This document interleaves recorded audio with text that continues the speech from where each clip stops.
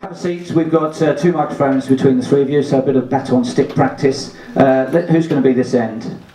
I think if we scooch you along, then we've got the backdrop behind all three of you. So we'll start with Shelly-Anne. Your son coming up to 1 year old in a week or two. How's the family? 2 weeks. How's the family? It's good. He runs the house, and it's just wonderful. I'm really enjoying being a mother, and just looking forward to doing my best to raise him right. And you'd likely race now back into action. You've got to get through heats tomorrow. Is it a concern for you to race twice in one meeting? Of old you used to do that, but this season that will be a new thing, won't it? No, I actually do enjoy doing rounds. I love the rounds actually, and being, coming back, the more races that I get is very good for me, and so I'm looking forward to, completing the rounds. And I think with the rounds, I actually run better doing rounds. What can we expect from you over the weekend?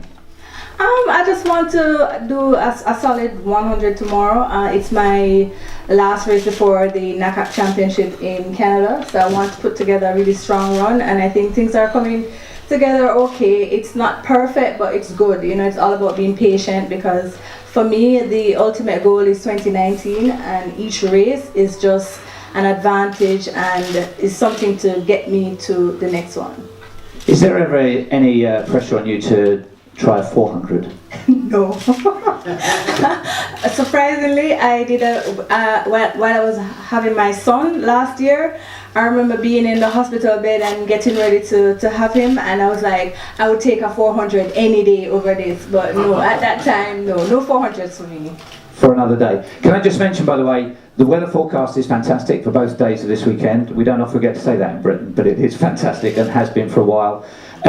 Across the 4 days of the Athletics World Cup and the London Diamond League, we expect to have sold between 90,000 and 100,000 tickets. Anything you can do to get it nearer that upper figure would be very much appreciated, but I think something that everyone in athletics can be proud of. Christian, this is a stadium that you've got good memories of, isn't it? You've never lost a bolt, and a lot of that was here last year. Yeah. I was telling me and my agent were talking about that earlier. I love coming to London. Obviously, I have great memories here, and we were at the track earlier, and it brought back a lot of memories. So I'm looking forward to making more. But like you said, it was my first major championship, and I came here and got a silver medal. It's something I'll never forget.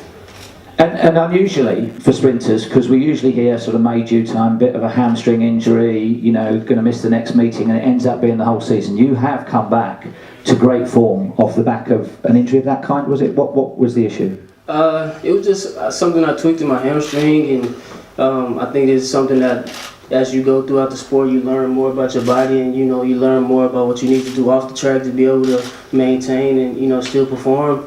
And I probably should just taken more time then when I felt something, but I just kept trying to push through it, and then realized that I made it worse than what it actually was. And it's just one of those things that happens to everyone. Everybody gets an injury, whether it's your hamstring, quad, whatever it is, it's going to happen, and you just have to deal with it and try to get better. And so I just use that as a learning experience, and hopefully I don't have any issues in the future.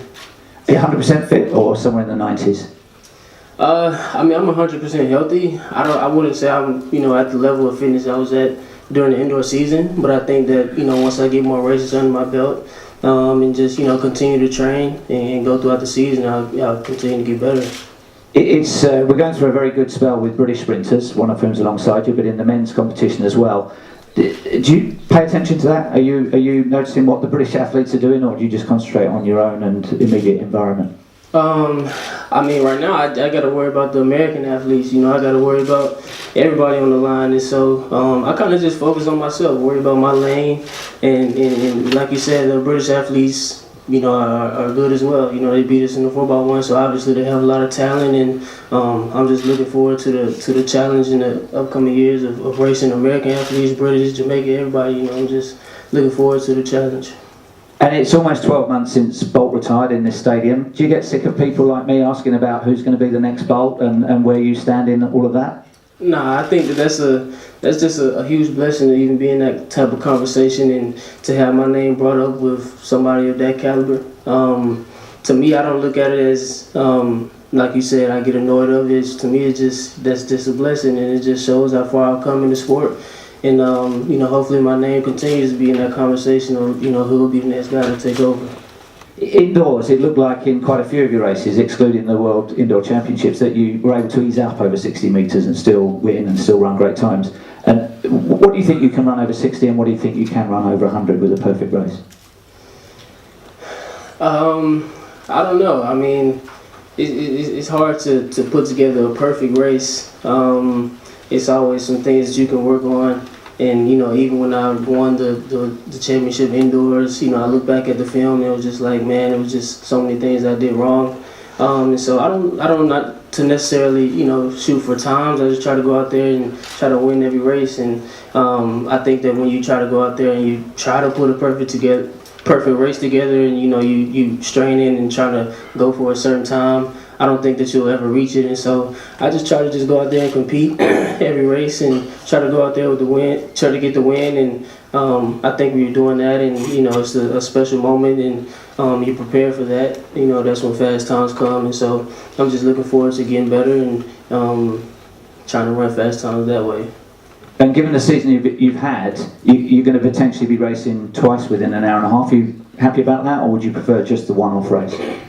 I think it'll be good for me. I think that I'll use the first round to, fill it out and as like a warm up for the final, and you make it through, get to the final, and then it's on from there. And so I think it'll be good. I think I'm prepared for it, and so I'm looking forward to it. Let's turn our attention to Dina, and the selection for the European Championships in Berlin is on Monday. You've got a Commonwealth medal at 200. You've noticeably been running 100 since then. Are you wanting to be in the hat for both events plus the relay?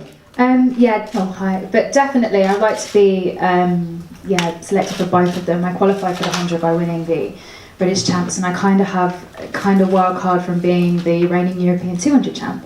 So my aim is to go and double up in Berlin. And your season has been pretty flawless so far. What are your expectations across the weekend? Thanks, I wouldn't say it's been flawless, but thank you very much. I've been really happy with how the season's gone, obviously, because last year wasn't the most ideal situation, especially with the home champs coming up. But this weekend it'll be really, really good to go and improve on my season's best in the 200. Obviously, want to go down there and put together a good race in front of a home crowd. That's always the aim when I race in London. It fills my heart with joy to be able to race in front of that crowd. So I'm really, really excited to be able to do a 2 there. And when we've spoken to you over the years, you've been busy studying A-levels. You got your 2-1 from King's in history. You've been rehabbing intensively from that ankle a year ago.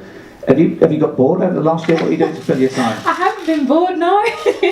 I've been enjoying being kind of chilled, which is a change for me. Normally I'm so used to being so busy, but I've just moved out, kind of got my own space, trying to find a groove in life. When you're just trying to grow up and be an adult and kind of get your head around council tax and bills, that's me. And food shopping, which is really expensive.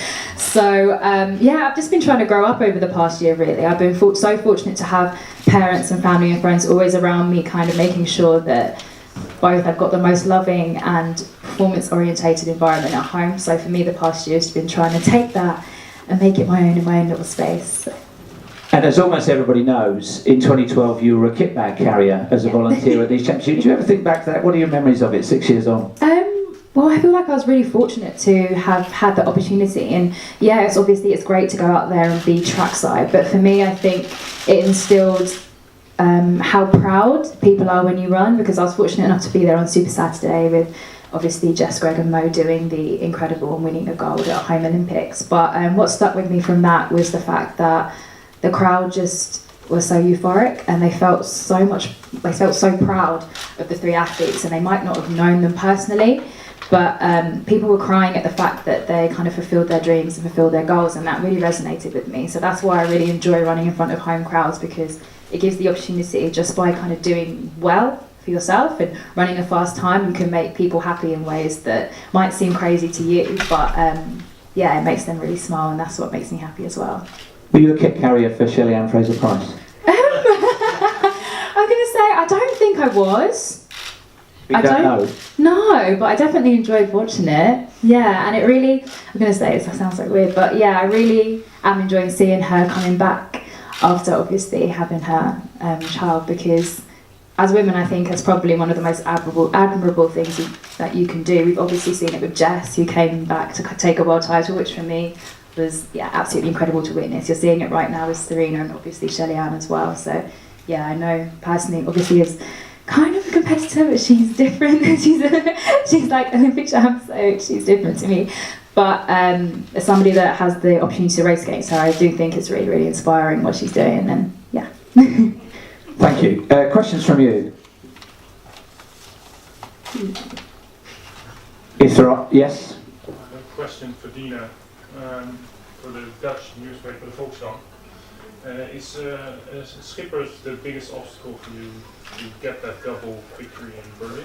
Obviously, Daphne is world champion, reigning European champion over the 100. She is an absolutely incredible athlete, and yeah, definitely, like, she's so fast.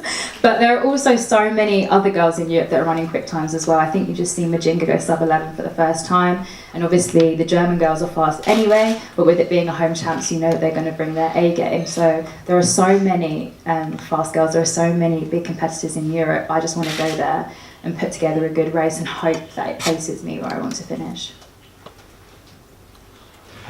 Question perhaps for Shelly-Anne Fraser-Pryce, but if the others want to chip in, that'd be fine. The IAAF recently held a conference seminar on biomechanics, and I don't pretend to have read all the report on it, but given seeing you three of you standing up there, Shelly-Anne, you are the more diminutive of the trio. I mean, biomechanics, is that something that you and your coaches have paid a lot of attention to in your life, or is it a case of sometimes, well, don't mess around too much with what you've been given, otherwise you can spoil it? I definitely think my coach does experiment with biomechanics. You know, sometimes in training there are different things that we do to try and see what we can get from it.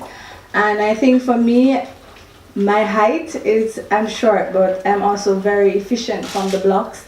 And he tries to, you know, there's this camera thing that they have, and I don't remember this gate thing that we run through just to see your stride length and everything that happens, and I think it works for us. And he assesses, you know, my stride length and how I, you know, exit out the block, and it has been working for us. I mean, I don't change much when it comes to my start, because I think it's okay right now. It's not 100%, but it's coming, and that's expected because there's not enough power there. But I do just focus on, you know, just executing the first 30 as best as I can, and I just leave the rest to the coach. Yeah. Christian, are you a technically driven athlete coach, Perrin?